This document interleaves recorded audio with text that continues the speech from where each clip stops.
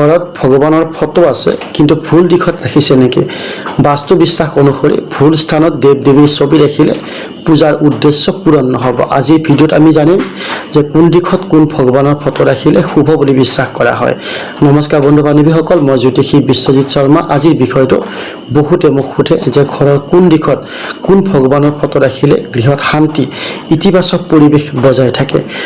আহক আমি বাস্তু আৰু ধৰ্মীয় পৰম্পৰাত প্ৰচলিত কিছুমান বিশ্বাস জানি লওঁ। 1 নম্বৰ, পূজা ঘৰ কোন দিশত হোৱাটো শুভ?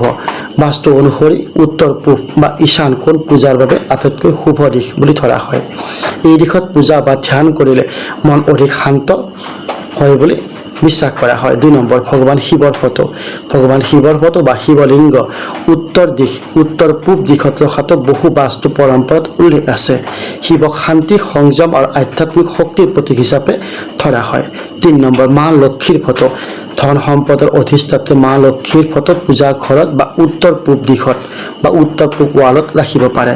ফটোখন সদায় পৰিষ্কাৰ আৰু সন্মানজনক স্থানত ৰাখিব। 4 নম্বৰ, ভগৱান গণেশ।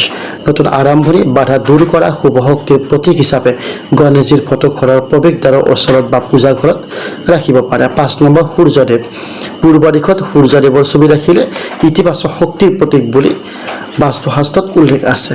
6 নম্বৰ, কৃষ্ণ বা ৰাধা কৃষ্ণ। পৰিয়ালৰ মৰম, সম্প্ৰীতি আৰু ভক্তিৰ প্ৰতীক হিচাপে ৰাধা কৃষ্ণৰ ছবি উত্তৰ পূব বা পূব দিশত ৱালত ৰাখিব পাৰে আৰু এই ফুলবোৰ সদায় এৰাই চলিব।